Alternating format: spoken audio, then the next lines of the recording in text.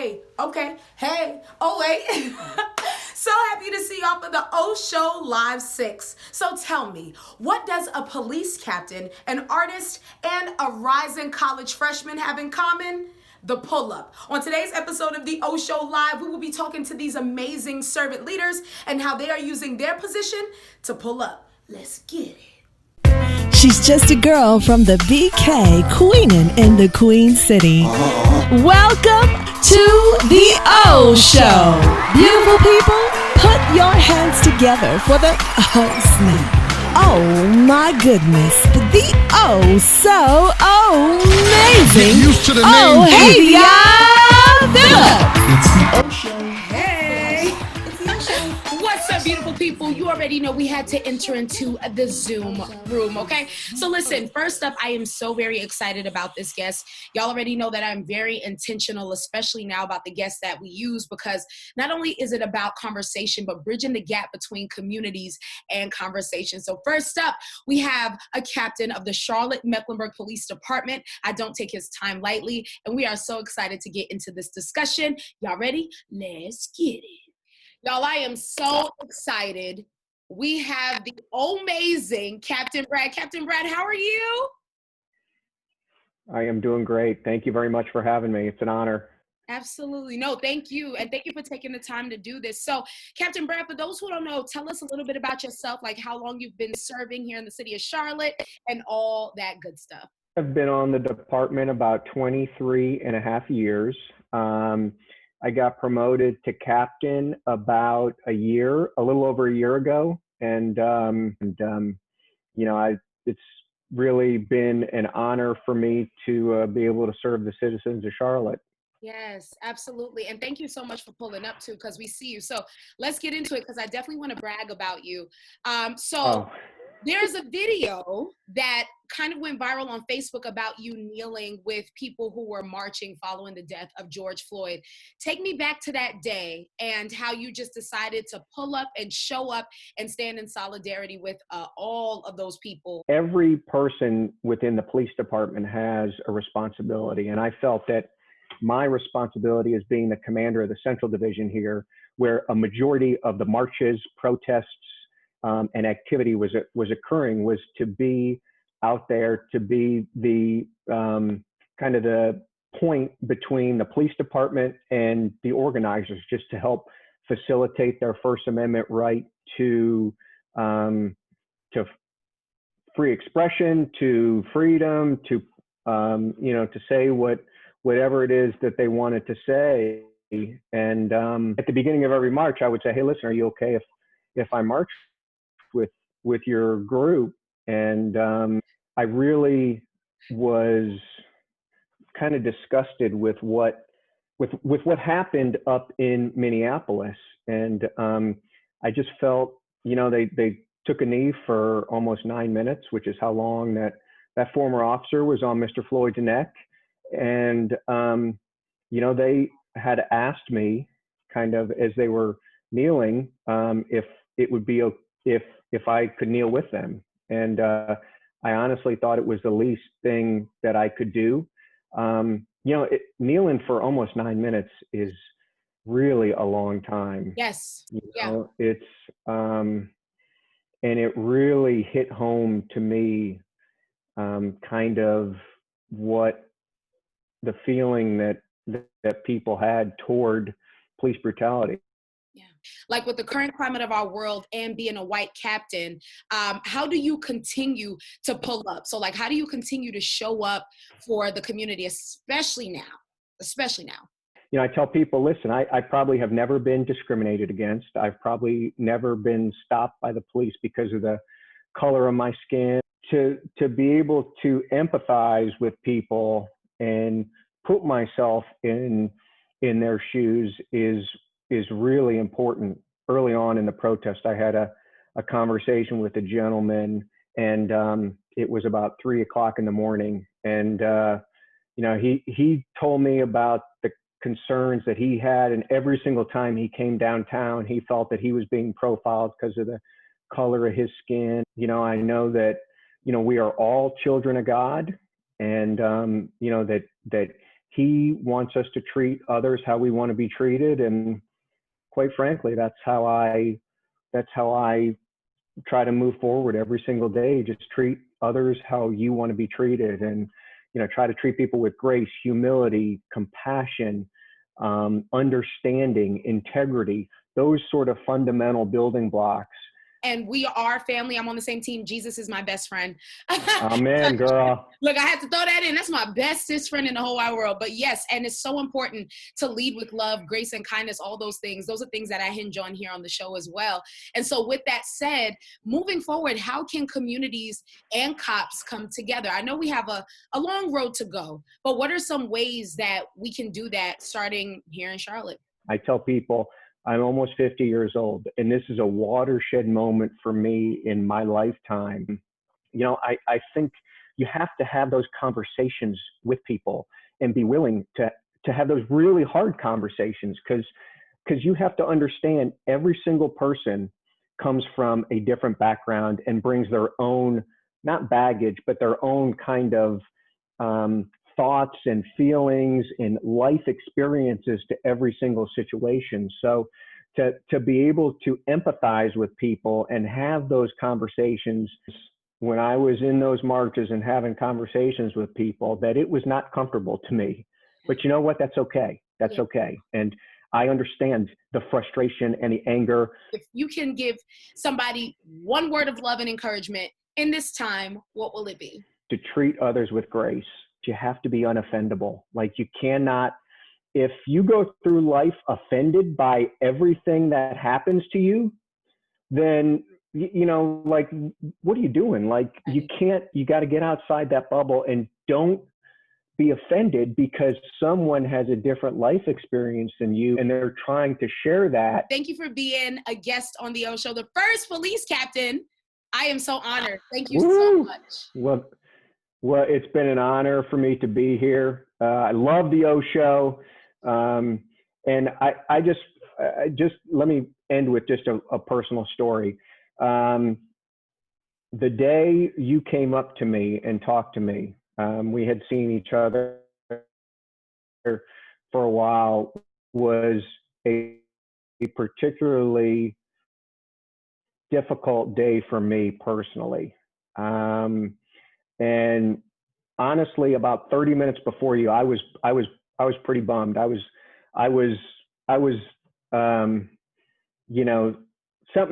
people had hung a sign in the front of my neighborhood telling me that they didn't want me on their streets. And it was frustrating.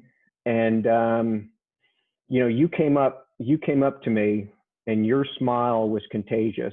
And I know that God put you in my life at that exact moment because you were what I needed to see and what I needed to hear. So it's crazy how everything works, and that He knows the beginning and He knows the end, and He knows when we need what we need. And, it's been an honor for me to join you today. And I just want to thank you very much for all that you do for our community. So thank you very much.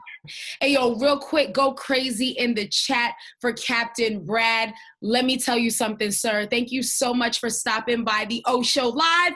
So look, next up, I am so excited about this young lady. Look, just take a look at this photo. All right. So Kaden is a rising college freshman. She is a young boss, a young leader. And I'm so excited that she is a representation of the future of leadership. Okay, so Kaden, welcome to the Zoom room. So excited to carry this conversation. Let's see how she pulls up right in the school system. Let's get it. Y'all, let me tell you about this beautiful girl right here. Okay, Kaden. Hello. So happy to see you. How are you? I'm great. How are you? Happy to see you too. Listen, I am good. Thank you so much for choosing to be a part of the O Show. I don't take this lightly, like at all. I'm excited to be here. I love the energy around it. I'm excited. Thank you so much, love. So listen, tell the people who don't know, who are watching in other states and countries, who are you and what do you do? My name is Kaden Hunt. I think I'm a basic girl. Y'all, I don't even know why she put that in the intro. She's like Goku's mom. Super Saiyan energy, okay? I try my best to advocate for people that have been marginally discriminated against in school environments, or even just being Black in a predominantly white area where you feel like you don't belong in that way.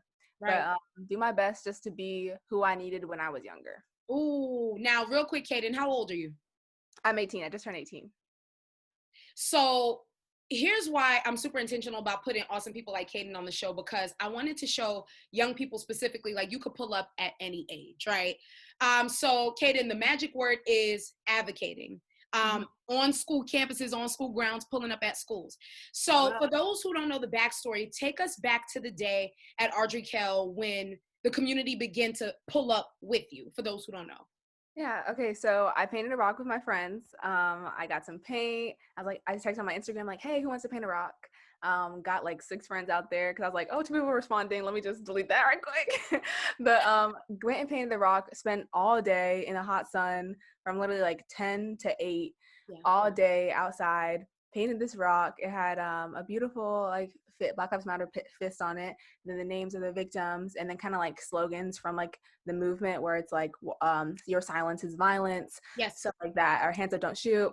And the other side said Black Lives Matter. And it was so beautiful. I took my graduation pictures there. I was so proud of it. I was literally just like, this is all the work that we did all day. Right.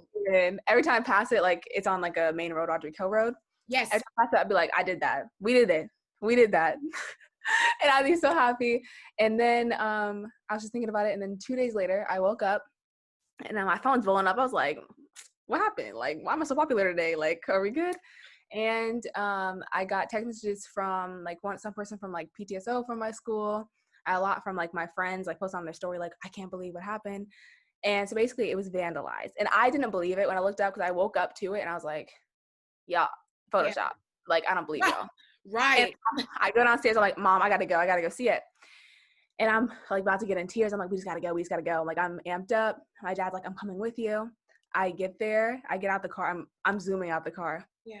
Get there and I just break down. Kind of like seeing it for yourself is different than like seeing it through a screen. Yeah. Where you like you're so proud of something that you put out into the earth to show that advocation, to show that there is a place for that in our community. Right. And it kind of be destroyed. So basically, if you haven't seen the photos, all the victims' names were crossed out, a huge like X over the Black Lives Matter fist, X over all like the statements, all of everything. They kind of said like Floyd was an invader, which doesn't even make sense. Right. And then on top of the big like one side of the rocks just said Black Lives Matter, they wrote Blue Lives Matter, and kind of just having that moment where we were kind of like literally broken down. So my dad came and like he came up, he kind of gave me my moment just to be there by myself and kind of take it in. But I was literally crying like fetal position on the ground, and he goes, you can't let this break you. This hate will never win. And that's kind of like what we phrased it all around. But I posted and I was like, this isn't like hate will never win. We can't let this break us. Yeah. Come and paint the rock with me. And I did not understand like the amount of support that we got from that. I expected maybe like 15 people, but the amount of support, it was like 300. I was about to say, tell the people how many people were there. Over 300. Over 300. And it was crazy. I was like, we're supposed to be social distancing on that way. Y'all got y'all masks on? Mask on, yeah. But it was beautiful. People came up with signs and everything. So we literally had a day to like kind of make an event, which was so scary to think about. Our superintendent for our schools was there, and I was like, we need to talk. Right. And everything. People came up with signs with like blankets to sit down. We had snacks, waters. Like people came with flowers to put around the rock, which is really beautiful. Yeah. And then so while we were painting the rock, there was like an interactive one where people can put your handprint on it, and then on top you put like hate will never win. Yeah. But people would go out on the sidewalk where like the road was and like put up their signs, like cars would honk, and it was just a beautiful like event of everyone just kind of like socializing, but being safe about it. And also like coming there for a reason, right? Doing something with the intention to advocate and be strong for other people. And I think that was really, really nice to see like a community that's not, my school is known as like the racist school, the white racist school, and having a community kind of there come out that maybe like, oh, I know you were, okay. Right. Oh, so we here. Right. And so absolutely. And what I love is how you brought the community together, because I talk about that here a lot on the show, is like the pull-up, the community pull-up is essential as well, right? So, but I really want to focus on this one side of it, how important it is to pull up on a school campus. Right. Okay. So what are your thoughts about how at any age, 18, 17, 16, youngins, and I'm not old, I'm like 27, but you know what I'm saying? I'm just getting started. But like in your prime. I am the job. Okay. Yes. But like for those who are watching, like tell them, be a beautiful word of encouragement. How important is it for us in our young age to pull up on school campuses, on our college campuses? I think when you're being pushed down, you got to pull up, because see my brain just did that. Okay, y'all heard what she said. I need to put a t-shirt. You need to put on a t-shirt. I need to get my life. Go ahead. But when you're being pushed down and like being like, I think it's like one of those things where you get down, you like get knocked down 7 times, but you get up 8. Those type of things, and advocating for something. And I think for me, it was always about, like, my slogan for my whole entire life is be the person you needed when you were younger. That's always been my slogan. That will always be my slogan, because I know as a young Black girl, I did not feel included. I did not feel like an environment that was comfortable for me. And I wanted to do my best to do that. So within my school, I was student body president, and I made a class. I was literally a teacher for a social injustice class, where you would talk about things, and we would have like things like mental illness talked about, toxic masculinity, LGBTQ plus rights, Black Lives Matter, colorism, everything that was like important that was affecting our students' life, but our school wouldn't teach about, which I think is so crazy. Wow. But real world application to things, you know, like, hey, this is what I think, but let's have a conversation about it. Right. And I think that schools are so afraid of controversy that we get afraid to have these discussions, when the controversy is what can make the contributions to constructive activity, you know? And so I feel like that was like one of my biggest things. So you need to pull up for more than yourself. Right. Pull up for the whole community, because if you're not pulling up, somebody else will. Okay. Or somebody won't. But it's definitely bigger than yourself. So I would say you got to be who you are and always be authentic with it. Kaden, you didn't have to snatch edge. Okay, I was just checking to make sure they were there. Y'all go crazy in the chat for Kaden. Let me tell you something. When we talk the epitome of being young and pulling up, no matter what, any schoolyard can get it, any college campus can get it, anybody can get it. Let's get it, okay? So, Kaden, I want to give you your flowers. Thank you so much for stopping by the O Show Live 6. It is so necessary, okay? And last but certainly not least, friends, I am very excited about this interview with a very good friend of mine. He was a part of the movement here in Charlotte, North Carolina, helping to establish our very own Black Lives Matter mural. Listen, take a look at this powerful photo. Yes, indeed, he was one of the Charlotte artists that had everything to do with this moment that turned into a movement, and with the movement that turned into momentum. So grateful to call him friend. It was so cool being able to interview him out there and seeing how all the artists came together in the heat, keep in mind. But I really wanted to ask him, what was that like? Take us back to that moment, because it definitely was history in the making, and our children will read about it in textbooks. Hey, yo, damn it, Wesley, what's up? So for those who don't know, tell people who you are and what you do here in the city of Charlotte. Okay, as you just said, my name is Damon Wesley. I am the creator, curator, and co-founder of Black Market CLT. I'm also one half of the team that brought you Do-Rag Fest. I've been here for many years, operating on the underground art scene, planting seeds, helping to cultivate and curate what currently exists now at the Black Lives Matter mural. And just, you know, I've been a gardener of a lot of things in this city that have finally come to fruition. So while I'm not the most important person, I've always been in good trouble with the right niggas at the wrong times. Right. Very necessary. Mm-hmm. Right. So you brought it up, the Black Lives Matter mural. You were one of the artists there. Honestly, I'm just a proud friend. But take me back to that day. It was hot, Wes. Tell the people, take us back to that day. What was it like? Tell us about it. I mean, you know, it was like real good energy. Being able to work alongside people that you've seen grow over like the past decade, and you know, it, just the amount of altruism that existed. A lot of those people out there were willing to take that project on without payment.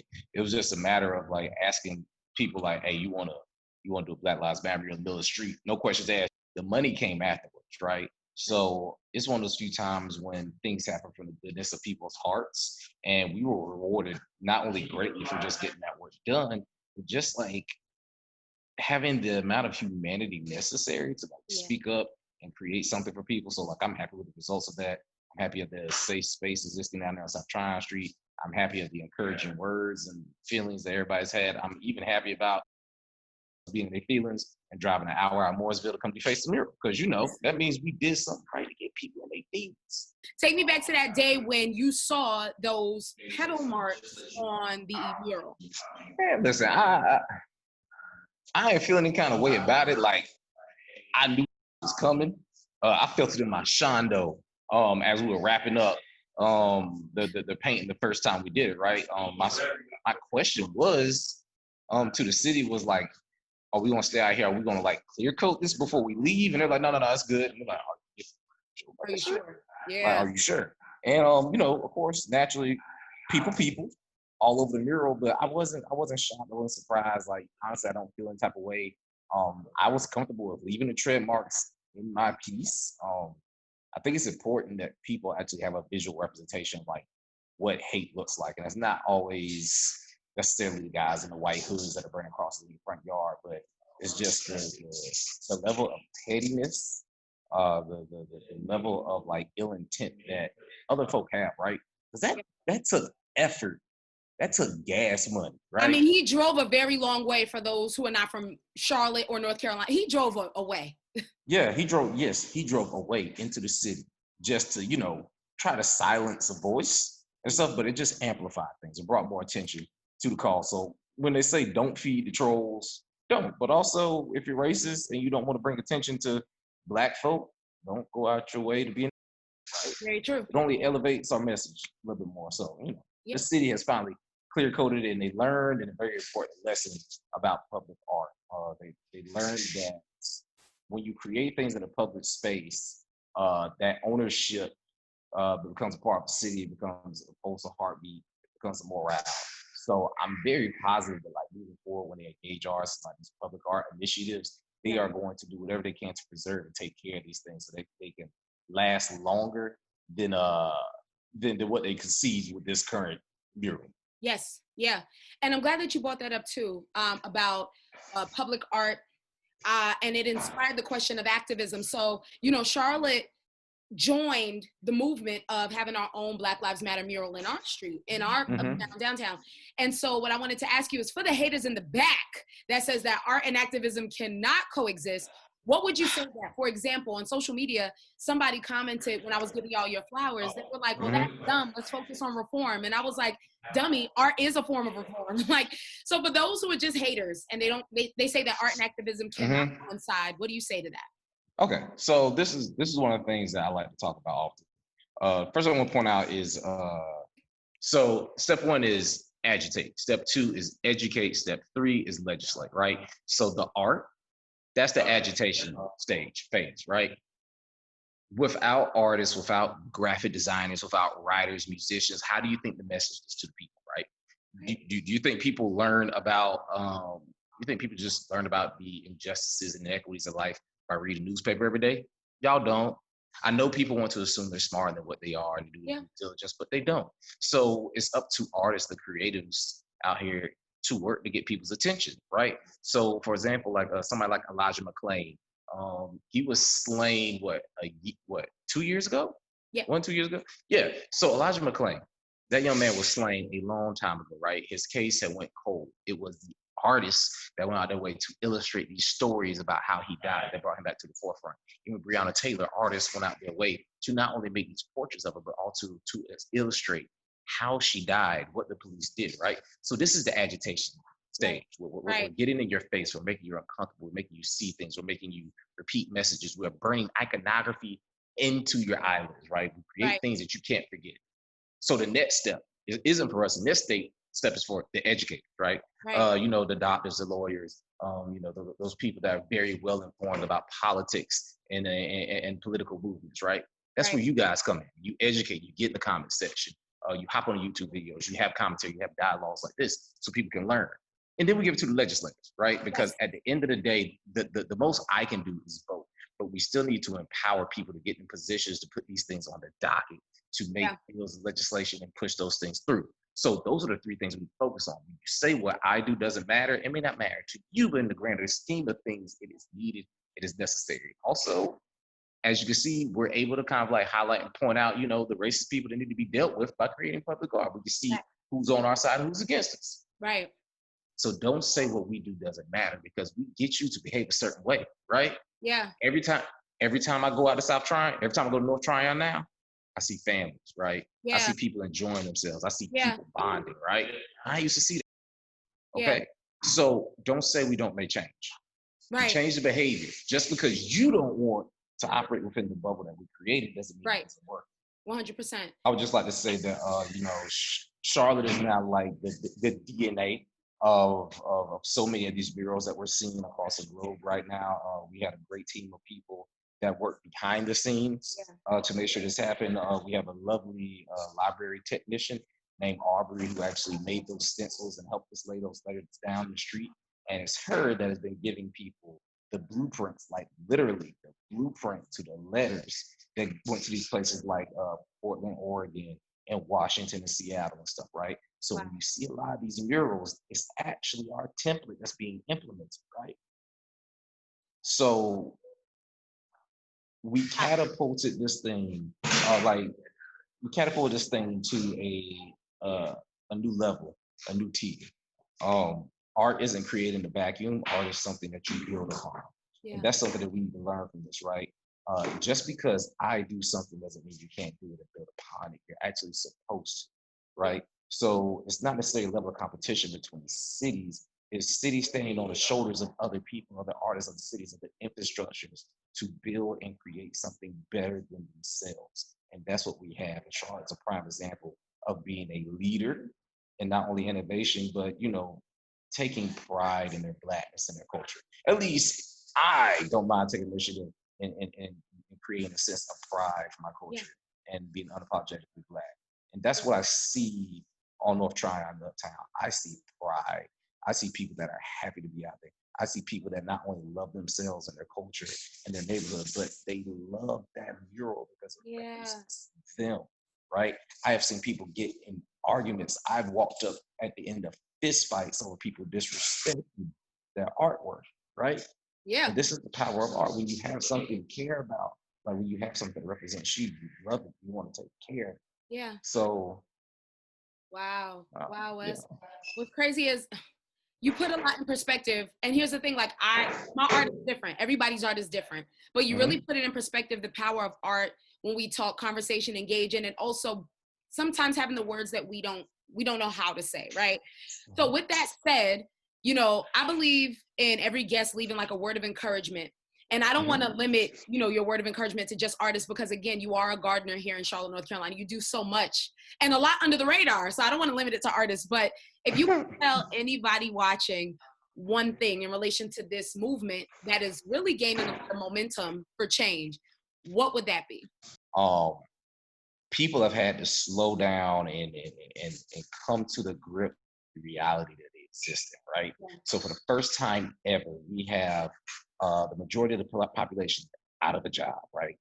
Majority of these corporations and companies, they can't operate full scale. A lot of our white counterparts and allies, they are seeing the inequities and the injustices that exist within Black, brown, and gay communities, right? Yeah. So it's almost like starting back over from zero. The playing field is very equal. Everybody is vulnerable. There's a virus and a disease out here that doesn't care how rich you are, what color you are, it's taking everybody out. So now is the perfect time for you to take advantage of just this clean slate. You can rebrand, you can restart, you can recreate yourself, you can do whatever you want right now. And I'm not trying to be like one of the self-help gurus or like, you know, financial Black Twitter telling you go out here and take your Trump check and reinvest it. But I am saying right now, the playing field has been evened out to some degree. And we need to learn to take advantage of this downtime that we have to build ourselves up and elevate our messages and the things that we want to create. So come on, Wes. Come on, Wes. Y'all, listen, do me a favor. Go crazy in the chat for artist Wes. Listen, I am so grateful for you. Thank you for being an artist that is about that action. Thank you for being one of the many here in Charlotte, but truly being out in them streets, using your gift when we needed it, okay? I just wanted to give you your flowers. You're so amazing, all right? So listen, y'all, what do you think about today's show? Okay, because I know I got chills a couple times, okay? But I wanted to thank y'all so much for always pulling up. And unfortunately, we have reached the end of this show. Oh, God. So look, y'all already know it's O Show Live 6 and counting. We will continue to bring you the important discussions. We will continue to bring you engagement, but especially the vibes that are absolutely undeniable, all right? So listen, y'all, thank you so much for tuning in. And before we go, I wanted to do a slight introduction into this next young lady. She is an artist here in Charlotte. But here's why I wanted to put her in this show, but also at the end of the show, okay? So when I first saw her video, I need y'all to understand that I cried. I cried because it's such a powerful piece. It's such a moving piece. But most important, it is a call to action for all of us. Will you speak up? Will you stand out? Will you join us, with us, for us? Listen, here's what I want everybody to understand, friends, is that this fight in truly solving racial disparities, this fight in truly overcoming systemic oppression, this fight in all things transgression in relation to race and ethnicity and all that jazz, it doesn't stop. And at the end of the day, we have to continue to make sure our stamina is intact for this service.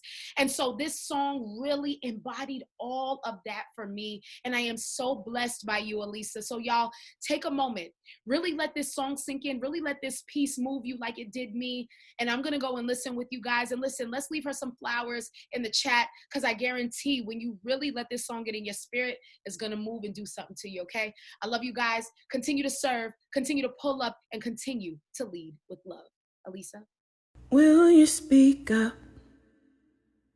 Speak out with us, for us. Will you speak up? Speak out with us, for us. Will you speak up? Speak out with us, for us. Will you speak up? Speak out with us, for us. Will you speak up? Speak out with us, for us. Will you speak up? Speak out with us, for us